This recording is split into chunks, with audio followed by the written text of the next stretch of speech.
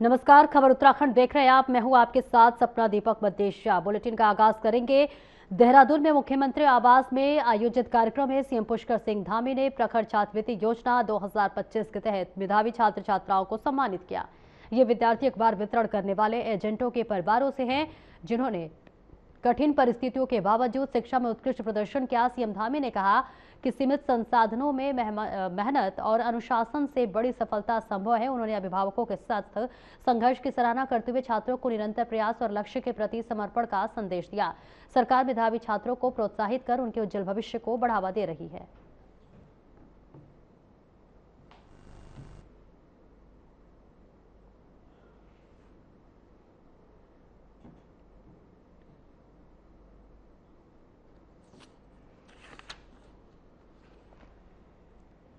उत्तराखंड के मुख्यमंत्री पुष्कर सिंह धामी ने पश्चिम बंगाल के चुनावी माहौल को लेकर बड़ा राजनीतिक बयान दिया है।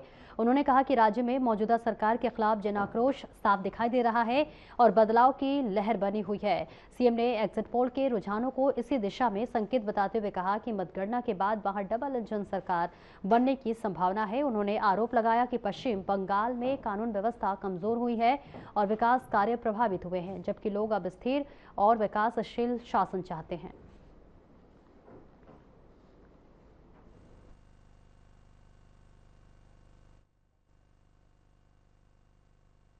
तरीके से श्रद्धालु भी दिख रहे हैं।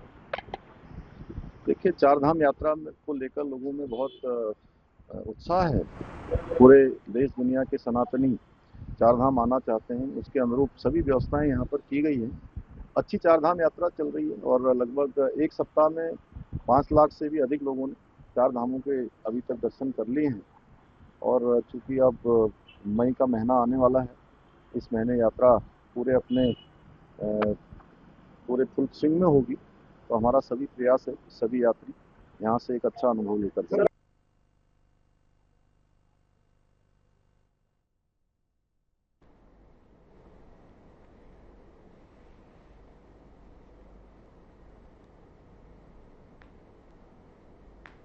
उत्तराखंड सरकार ने जल जीवन मिशन 2.0 के अंतर्गत जल जीवन मिशन और जल शक्ति मंत्रालय भारत सरकार के बीच एमओयू पर हस्ताक्षर किए। सीएम पुष्कर सिंह धामी ने वर्चुअल माध्यम से कार्यक्रम में भाग लेते हुए कहा कि यह समझौता राज्य की पेयजल योजनाओं को नई गति देगा और करीब 14 लाख ग्रामीण परिवारों को लाभ मिलेगा।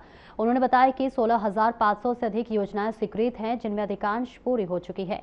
पर्वतीय क्षेत्रों की चुनौतियों को देखते हुए जल स्रोत संरक्षण, डिजिटल मॉनिटरिंग और जन भागीदारी पर जोर दिया गया। केंद्रीय मंत्री सीआर पाटिल ने सहयोग का आश्वासन दिया।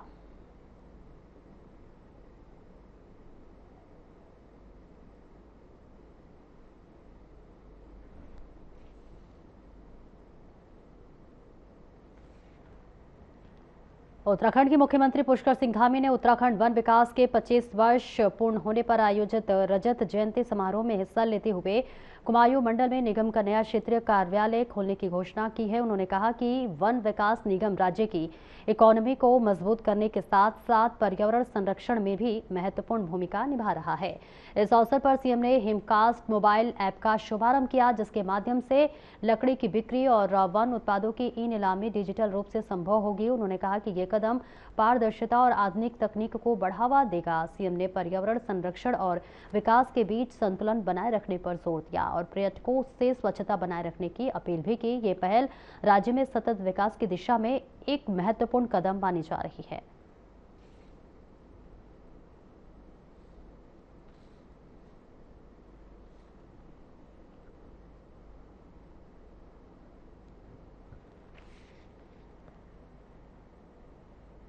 उत्तराखंड सरकार में परिवहन मंत्री प्रदीप बत्रा ने देहरादून सहित पूरे राज्य में परिवहन व्यवस्था सुधारने के लिए अधिकारियों को आपको बताते चले सख्त हिदायत दी है। देहरादून में उन्होंने कहा कि सड़कों पर नियमों का कड़ाई से पालन सुनिश्चित किया जाए। साथ ही उन्होंने कहा कि इस मामले में किसी भी तरह की कोई भी लापरवाही बर्दाश्त नहीं होगी। मंत्री ने अनाधिकृत रूप से उत्तराखंड सरकार लिखे वाहनों पर चिंता जताते हुए जांच और सख्त कार्रवाई के निर्देश दिए। उन्होंने सुरक्षित और पारदर्शी परिवहन व्यवस्था को प्राथमिकता बताया।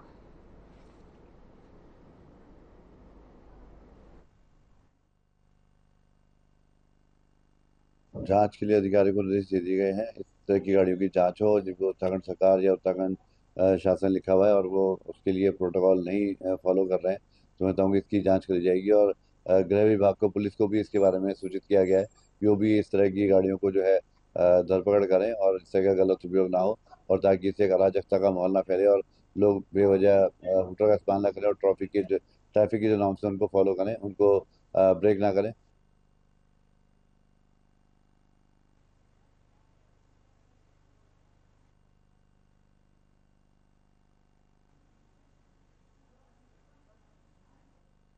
अंकिता भंडारी हत्याकांड को लेकर प्रदेश में सियासत तेज हो गई है। जहां कांग्रेस लगातार सरकार पर निष्पक्ष जांच की मांग कर रही है, वहीं कैबिनेट मंत्री सुबोध उनियाल ने आरोपों को खारिज करते हुए कहा कि घटना के बाद सरकार ने त्वरित कार्रवाई कर शव बरामद किया है और आरोपियों को गिरफ्तार किया है। उन्होंने कहा है कि सरकार ने सीबीआई जांच की मांग स्वीकार की है और विपक्ष पर मामले का राजनीतिकरण करने का आरोप लगाया।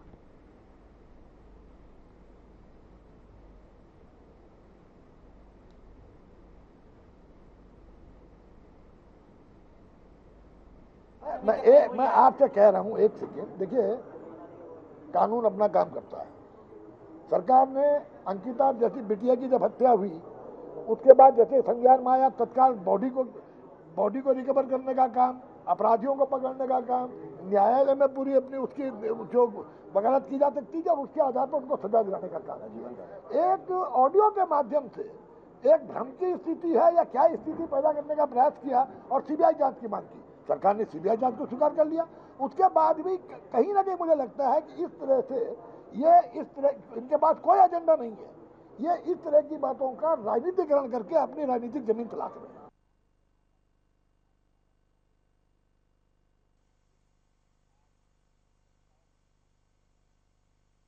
उत्तराखंड विधानसभा का महिला आरक्षण विधेयक पर बुलाया गया विशेष सत्र निंदा प्रस्ताव पारित होने के बाद अनिश्चितकाल के लिए स्थगित कर दिया गया।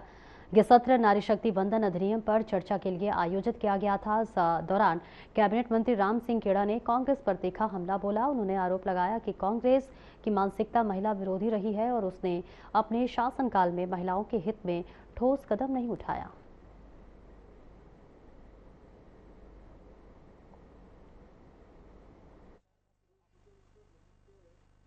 एक राजनीतिक रंग देने का प्रयास कर रही है। जब कांग्रेस को पता है कि उत्तराखंड में पौड़ी लोकसभा और अल्मोड़ा पिथौरागढ़ लोकसभा कितना बड़ा क्षेत्र है और एक राज्य के बराबर क्षेत्र है, वहाँ पर अगर सीटें लोकसभा की यहाँ पर 5 हैं, 5 की जगह 7 या 8 हो जाती तो इसमें कोई बड़ी बात नहीं थी, नंबर 1। और हमने जब सदन लोकसभा में जब हम मातृ शक्ति बंधन बिल लाए, महिलाओं के लिए आरक्षण बिल लाए, तो कांग्रेस ने विरोध नहीं करना चाहिए था। हम तो महिलाओं को 33% आरक्षण लोकसभा और विधानसभा में लाने के लिए प्रयासरत हैं।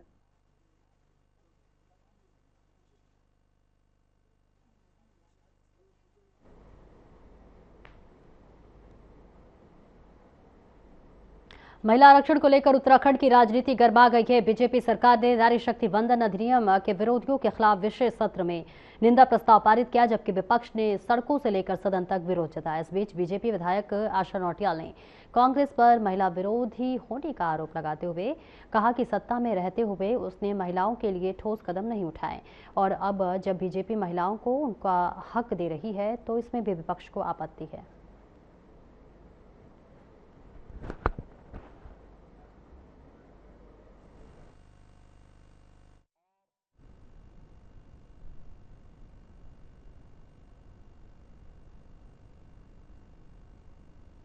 देखिए, कल जो यहाँ पर विशेष सत्र बुलाया गया हमारे माननीय मुख्यमंत्री जी के द्वारा, विधानसभा अध्यक्ष जी के द्वारा, उस पे जो हमारा नारी शक्ति वंदन अधिनियम जो लागू किया जाना था, उसमें जिस तरह से केंद्र में जब 3 दिन का सत्र हमारे देश के यशस्वी प्रधानमंत्री जी ने बुलाया था 16 से 18 तक, जब उस बिल को पास होना था तो कांग्रेस ने जिस तरह से वहाँ पे विरोध किया और विरोध करने के बाद विपक्ष में मतदान करने के बाद मेजों को थपथपा करके खुशी जाहिर की।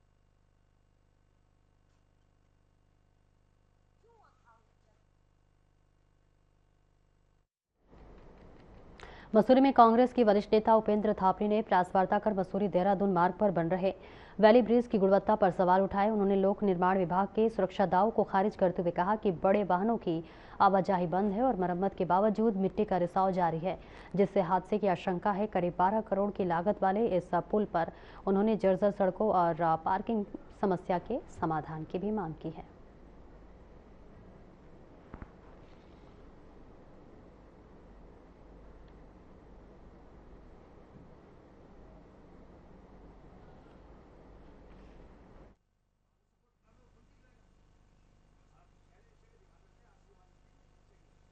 देखिए, मैं कल जो है YouTube में एक वीडियो देख रहा था, अधिशासी बनता और यही वगैरह जो PWD के थे, उन्होंने बोला साहब लोग जो है अफवाह फैला रहे हैं कि पुल में कोई कमी नहीं है। मेरा आपके माध्यम से कहना है कि अगर पुल में कोई कमी नहीं है, पुल बंद क्यों करा? एक बात तो अभी इसमें काम चल रहा है। दूसरी बात, उसमें लोहा उससे उठा के उन्होंने साइड में रख दिया। तीसरी बात जो है उसमें वो सपोर्ट अभी भी क्यों खड़ी है? चौथी बात, उसमें मिट्टी क्यों गिर रही है अभी एक साइड से?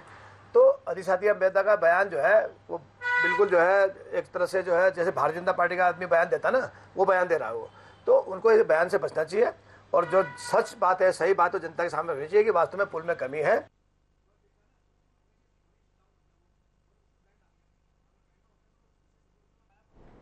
उत्तराखंड में चारधाम यात्रा के साथ कुंभ 2027 की तैयारियां तेज हो गई है। मुख्य सचिव आनंद वर्धम ने सचिवालय में बैठक कर विभिन्न विभागों को जरूरी निर्देश दिए। निर्माण कार्यों में देरी पर नाराजगी जताते हुए 3 दिन में शासनादेश जारी करने को कहा। भूमि अधिग्रहण, यातायात, पार्किंग और मूलभूत सुविधाओं को समय पर पूरा करने पर जोर दिया गया। साथ ही सैनिटेशन प्लान और सांस्कृतिक कार्यक्रमों की तैयारी के निर्देश दिए ताकि देश विदेश से आने वाले श्रद्धालुओं को बेहतर सुविधा मिल सके।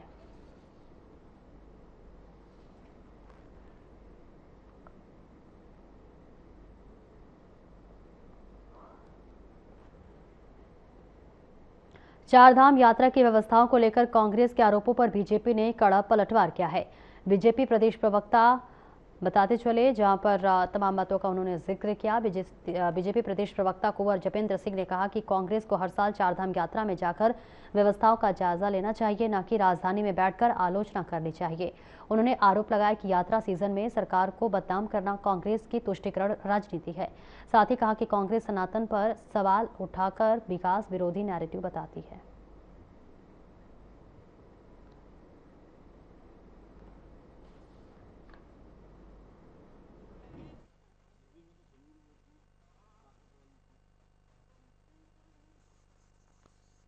कांग्रेस को संयुक्त रूप से हर वर्ष जाकर चार धाम की यात्रा करनी चाहिए और जाके माथा टेकना चाहिए, वहाँ की व्यवस्थाओं का जायजा लेना चाहिए।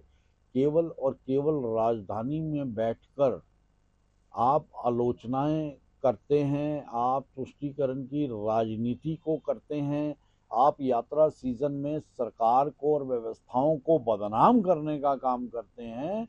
आपके पास और कोई कार्य रह ही नहीं गया है। तो कांग्रेस की मानसिक स्थिति इतनी विकृत हो गई है।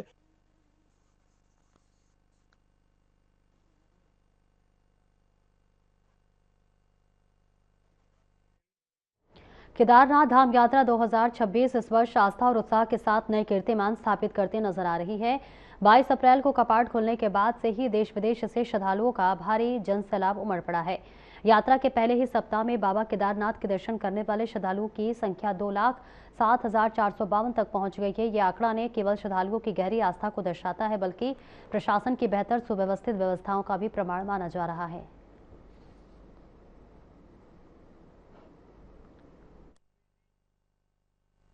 माननीय मुख्यमंत्री महोदय का निर्देश है कि चारधाम यात्रा और श्री केदारधाम यात्रा सरल, सुगम और सुव्यवस्थित हो। इसी के क्रम में मैं अवगत कराना चाहूँगा कि आज दिनांक 28 अप्रैल तक कुल लगभग 2 लाख से ज़्यादा लोगों ने दर्शन कर लिए हैं और हमारी जो भी टीमें हैं, चाहे वो पेयजल से संबंधित हो, चाहे शौचालय की सफाई से संबंधित हो, चाहे लॉ एंड ऑर्डर से संबंधित हो, पुलिस विभाग हो, या चाहे घोड़े खच्चर के संचालन संबंधित जिला पंचायत हो, सभी टीमें पूरी तन्मयता से काम कर रही हैं। हमारे ट्रैक रूट पर, सड़कों पर जो हमारे सेक्टर ऑफिसर्स हैं वो कंटिन्यूसली मॉनिटर कर रहे हैं।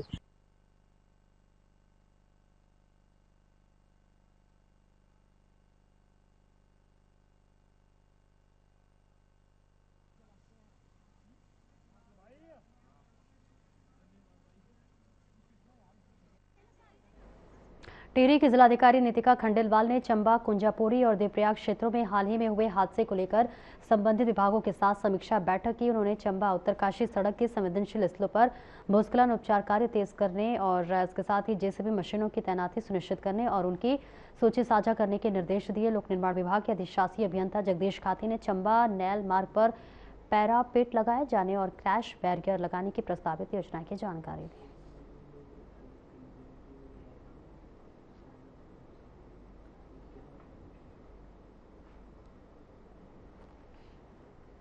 लक्सर में अवैध खनन, शराब की ओवर रेटिंग और मिलावटी खाद्य पदार्थों के खिलाफ प्रशासन ने अभियान तेज कर दिया है।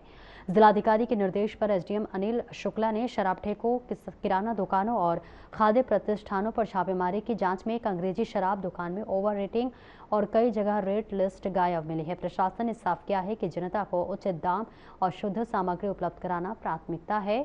अगर कोई भी नियमों का उल्लंघन करते पाया गया तो उस पर नियमानुसार कठोर कार्रवाई की जाएगी।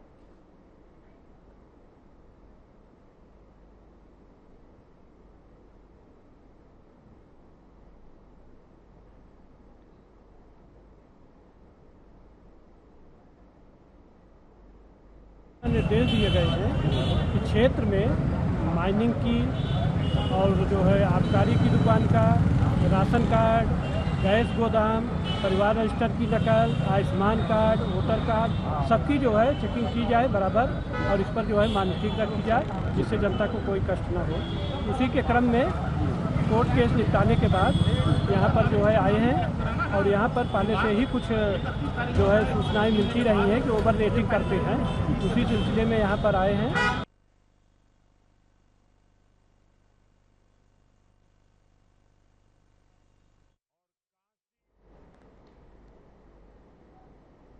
तो तस्वीरें आपको दिखा रहे हैं लक्सर से, जहां अवैध कारोबार पर अब प्रशासन का ये कड़ा और बड़ा एक्शन देखने को मिल रहा है। शराब ठेकों पर, दुकानों पर छापेमारी की गई है।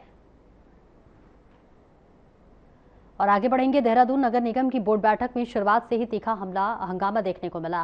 कांग्रेस पार्षदों ने पोस्टर बैनर हटाने के मुद्दे पर जोरदार विरोध और नारेबाजी की। सत्ता पक्ष पर लोकतांत्रिक अधिकारों के हनन के आरोप लगाए गए, जिसमें माहौल तनावपूर्ण हो गया। हंगामे के कारण बैठक की कार्रवाई प्रभावित रही और मुद्दों को ज्यादा सियासत हावी दिखी।